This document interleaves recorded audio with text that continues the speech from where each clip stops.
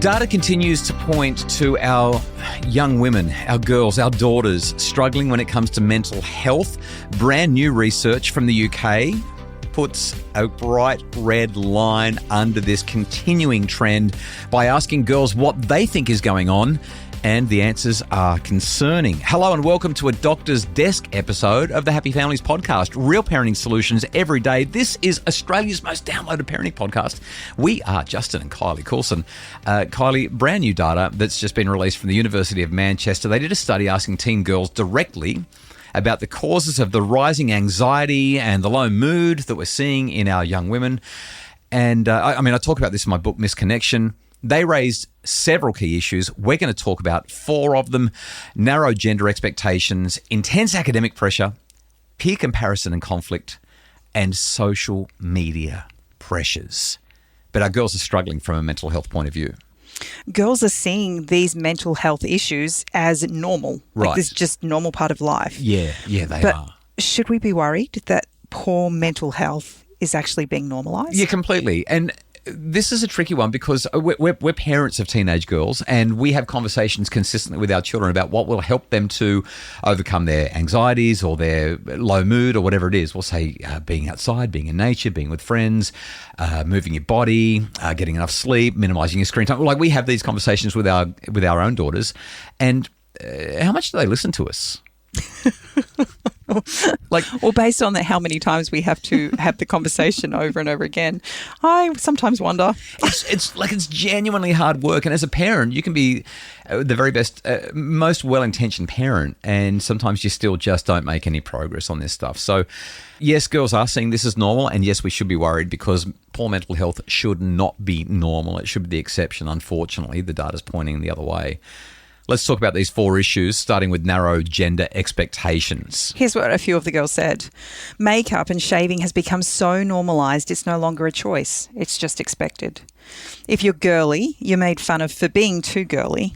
But if you're a tomboy, you're also made fun of too. No matter what, you're always judged. Mm-hmm. Parenting solutions that I want to share here. The first thing that I want to emphasise is that what these UK girls are saying is precisely what girls told me when I interviewed them for my book, Misconnection. Like, these quotes are, you could almost have lifted them straight out of my book and just put them into the study. The teenage girls in Australia are saying the same things as the girls in the UK. In terms of narrow gender expectations, I think that actually plays out for both boys and girls, believe it or not. Like, if a boy steps out of that man box, steps away from the boy code, the other boys police that. In fact, they police it even more than the girls. Nevertheless, this is a pod about girls. So what I would say is, when your daughter tells you that she's interested in something, just support her in it. It's really that simple. And if she's not interested in much, give her exposure to all kinds of things. I mean, one of the things that I love that we're doing with our Year 10 daughter is that she's going to this industry school where she's getting exposure to things that both boys and girls are interested in, and she's making up her own mind, and it's delightful to watch that happening.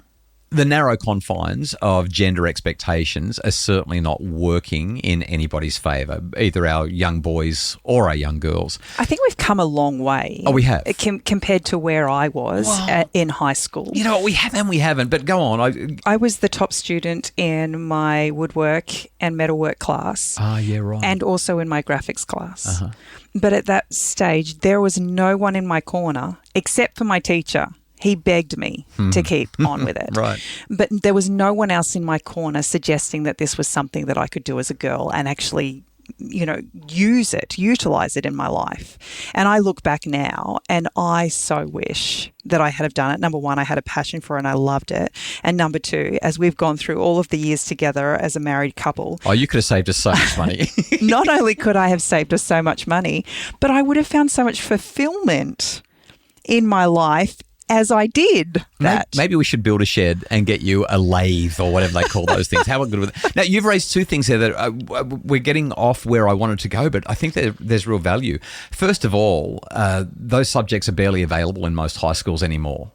Woodworking, home economics, what was the other one you said? Metalwork. Yep. Like, they just don't do that anymore. And we wonder why boys are so disinterested in school. So for every 10 girls who graduate high school, only 8 boys do. For every 10 girls that go to university, only 7 boys do. For every 10 girls that graduate with an education degree at university, only 5 or 6 boys do. Which is so curious to me when you think about education norms and the fact that still today in so many societies, girls' education is not prioritised. And yet here the data is telling us that not only are girls doing better... Oh, they're wiping the floor. But they are obliterating education norms. Especially against the boys, which leads into the second issue, and that is intense academic pressure. The girls were really worried about that, and they said this is feeding the mood disorders and the anxiety that they're experiencing. They said if a boy fails, it's really not that bad, but if a girl does, it means a lot more. I push back on this a little bit. Right. Again, when you think about social norms, girls not doing so well at school has never really been a big deal. So is this actually a perception issue, or is this reality? Oh, it's a bit of both, and I'll tell you why. There's this thing, there's a gender-based variation gap. Girls just don't vary as much as boys do. So when you look at high performers and low performers, boys are overrepresented in both groups. So you kind of got a bimodal distribution with boys. You get a handful of boys that do extremely well. And we put them in the geeky basket because they're like just... Yeah, or the alpha academics, whatever you want to call them. Yeah. But then you also get those other boys who are completely disengaged and they're falling through the cracks and they're boisterous and they're disruptive and they get expelled and all that sort of thing. And the girls all kind of cluster in the middle, whereas the boys are on the two extremes. Right. There's also a lot of boys in the middle. Yeah. But the boys get a lot more attention because of that gender-based variability. I feel my perception is that there's actually a lower expectation of boys in general. There is that as well. In fact, quite a lot of research points to when boys don't do well, a lot of parents will shrug and say, oh, boys will be boys, or he'll figure himself out.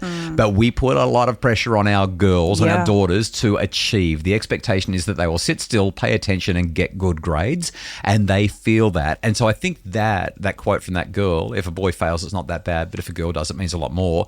I think that's where she's coming from. Yeah, the pressure. Another statement, in STEM classes, if you're getting the worst results, you feel like you're letting down other women. Yeah, because the girl power narrative is still so strong.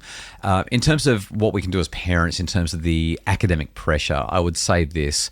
Number one, share your own failures. Let them know. Number two, I'm a huge believer in gap years. I really believe that about 80% of kids that go straight from high school to university should not have done that. They need to grow up. They need to develop, mature, and have a sense of what it is that they want to learn. And just by emphasizing those couple of things and encouraging our children to enjoy school rather than think that it is a place that they have to get through with the highest possible ATAR, then we're going to be able to reduce that academic pressure. I think it's really good to introduce your kids to people like of all different walks of life, but specifically people who haven't succeeded from the beginning. Yeah. You know, when you think about your story, for instance, and how you were in literally the bottom 15% of the state. Yeah. And to be where you are now, it's a powerful reminder to them that it doesn't actually matter where you are right now. It's your trajectory and where you want to go. Love that. But I think it's also really important for us to help them create some protected time around relaxation and sleep. Yeah. Our kids don't get enough sleep. Time in nature, time with friends. By encouraging them to live a full and balanced life, literally they will do better at school anyway, but they will feel less pressure as a result. All right, after the break, our two other issues that are driving low mood and anxiety disorders in our girls, according to them, on the Happy Families podcast.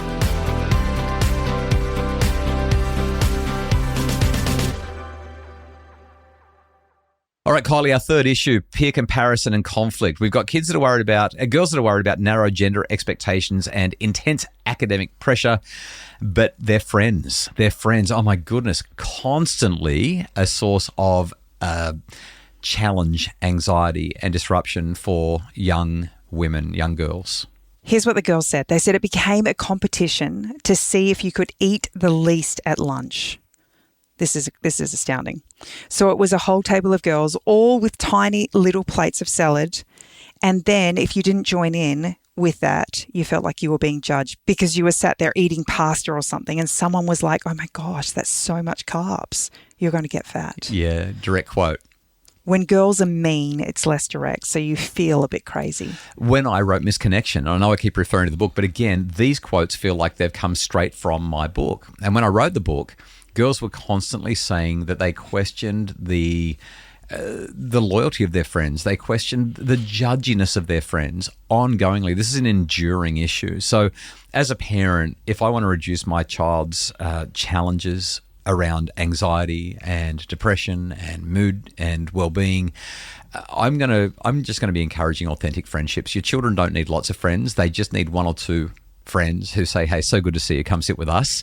They need somebody who gives them a call on the weekend and says, hey, let's get together, or let's have a sleepover, or let's go for that run or that ride or that walk or whatever. They just need someone in their life who is there for them. And they need a significant adult in their life to have those regular check-ins and make them feel safe and listened to and seen and heard and valued. Those kinds of things will provide the stabilizing influence when it comes to relationships. The last issue, Kylie, was social media pressures. The girls said, you see these people with perfect lives and perfect houses and perfect faces. So I got to stop you with that one, because that's almost a direct quote again from my book. And something that stood out to me is just this sense that I really can perfect my life. The myth of the perfectible life is as strong, if not stronger, than it has ever been. And that comes out in these quotes. Another one, the increasing connectedness is great, but it's also really bad because you can compare yourself to everyone. Yeah, competition, comparison being enough. That's what social media drives. The people at Meta know it, and they feed off it because they know that they get greater levels of engagement and addiction from our kids. The solutions have effective screen boundaries with your kids. Model healthy tech usage yourself as well. I think also having conversations with your children specifically about how they feel when they're digesting this kind of stuff. You know, whether it's something as simple as giving them a plate of fruit and getting them to eat that and ask them how they feel, and then give them, you know, a whole packet of wagon wheels of anything, right? You know, processed half an hour later, and ask them how they feel about that. Like having something visual and tangible like that to help them recognize and understand the difference. That's a great Saturday activity. I really like that. Yeah. And then as they're viewing content, is the content that they're viewing elevating them, lifting them, making them feel peaceful? Or is there anxiety around this because I can't be enough? All right. So on this podcast, we're about real parenting solutions every day. I feel like we've given several. So let me recap what they are. First off, if your child is feeling constricted because of narrow gender expectations, encourage her to follow her authentic interests and go blaze her own path. If your child is struggling with intense academic pressure, reduce the expectations by encouraging a whole and full and balanced and rich life, lots of sleep, lots of friends, lots of physical activity. You are not your ATAR. And also encourage a gap year. It may not work for everybody, but I think that it will work for many people. Third, in terms of the peer comparison stuff, foster one brilliant relationship for your daughter if you can. And the social media stuff, Kylie, tech boundaries. That, I think, based on the girl's own words, would be a healthy list of solutions to help with mental health challenges. And if I could add just one little thing. Love it when you do. Spend time around the dinner table together. Yeah. Oh, yeah. Togetherness, like belonging. If you want to protect your child, time together is just so imperative. Yeah. Make it worth antidote. Make it worth her while. We will link to this study in the show notes so that you can check out what the girls are saying. If this is your thing, you might also like to grab a copy of Misconnection: Why Your Teenage Daughter Hates You, Expects the World and Needs to Talk, by me, yours truly, Justin Coulson. It's available wherever you buy your books. The Happy Families podcast is produced by Justin Rulon from Bridge Media. If you'd like more information and more resources, like I said, we'll link to them in the show notes, and grab a copy of Misconnection. It will make your family happier if you're raising teenage girls. More details at happyfamilies.com.au.